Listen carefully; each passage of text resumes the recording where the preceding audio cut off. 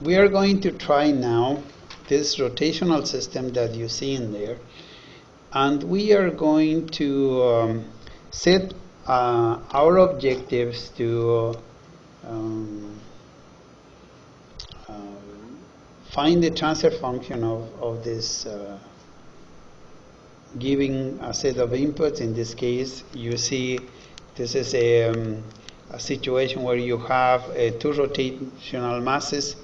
You have a rotational damper in here and a spring in here, and then you have a rotational spring here, and then you have this one. We consider this, we could even put a friction element in here, or we could leave it like that.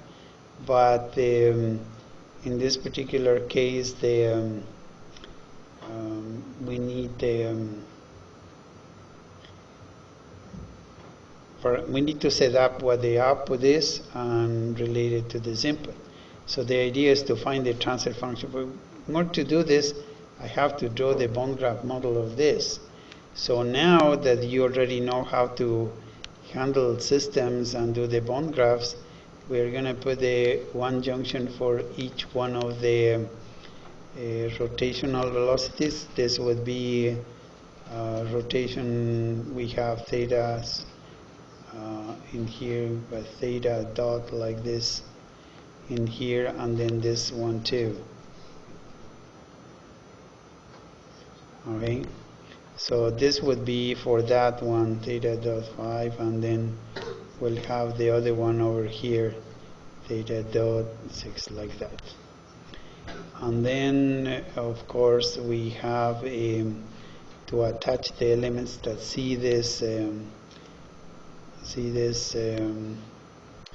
here. And here you will have the I elements, of course. This is the I over here, and you'll have the other mass also in here. And then if we want to consider friction here, we will put an R element over there. This torque is acting on the second mass, so I think we're going to put that one as a source of effort here, which is the torque. And in here we see attached to this you have you're going to have, this is the R element over here, then you will have the C element over here. In between these two, we are going to establish the difference between these two velocities, and that would be a 1, which would be theta of 6 dot minus theta of 5. And then in here we put the two elements. This is the R element over here, and then this other one is going to be the C element. So just in case anybody has any doubts about this, do we have consensus? Everybody understands this? No? This is the bond graph model as I have entered into as I have followed the steps to do it.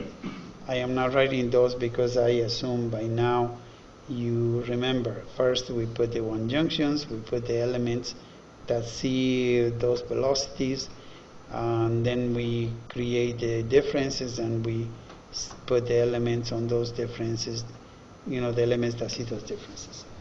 Right now this has no bond numbers and no causal marks, so I am going to rely on CAMG to do that for me, and so I am going to leave that in here, and maybe I'll keep this over here and the program on this side. So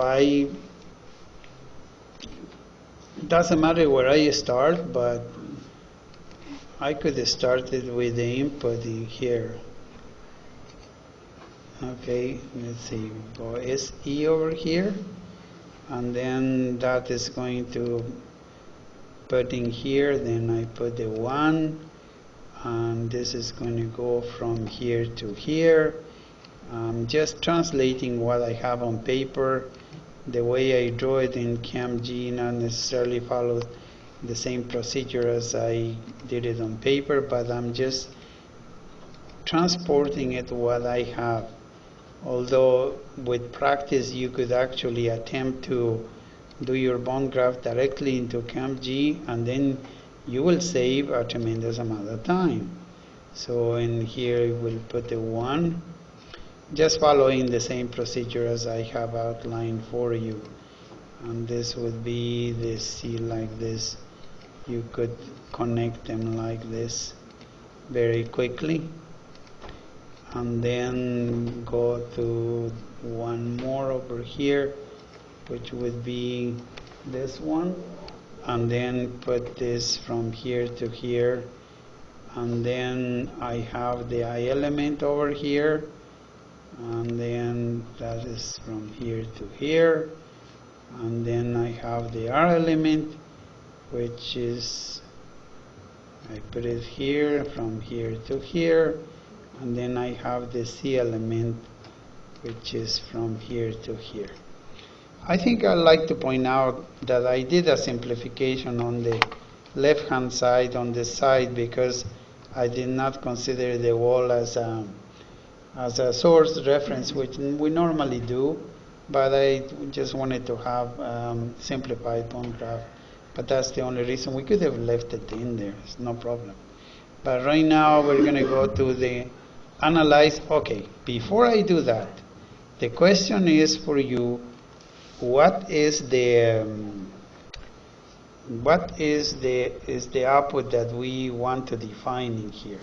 First of all, I would like to make sure that we have the same numbers in here on the left hand side as CAMG gave us, but we could, one thing that we could do is to copy the bond graph model that CAMG did it for us, and just okay,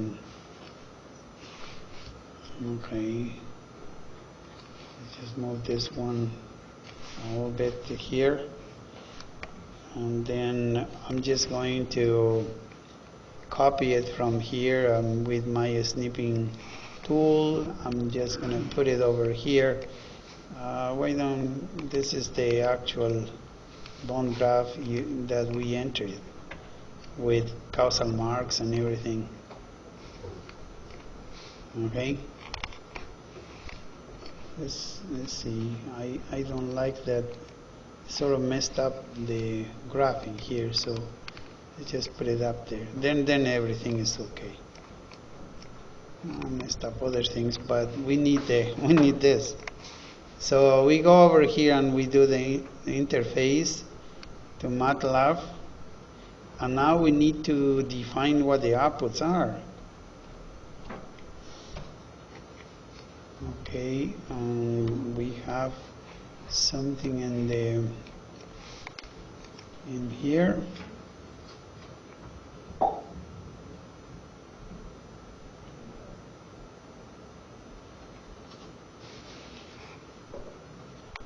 We have some element floating around in there that somehow it just clicked accidentally, and it was giving me a warning. But we go to MATLAB, and then we have to the two programs do an interface with each other and a handshake.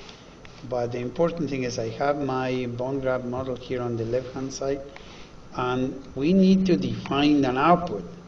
And I would suggest that perhaps one of them would be the velocity of the first mass, which is what variable would that be? That the velocity, let's say over here, that is the velocity F9 in here.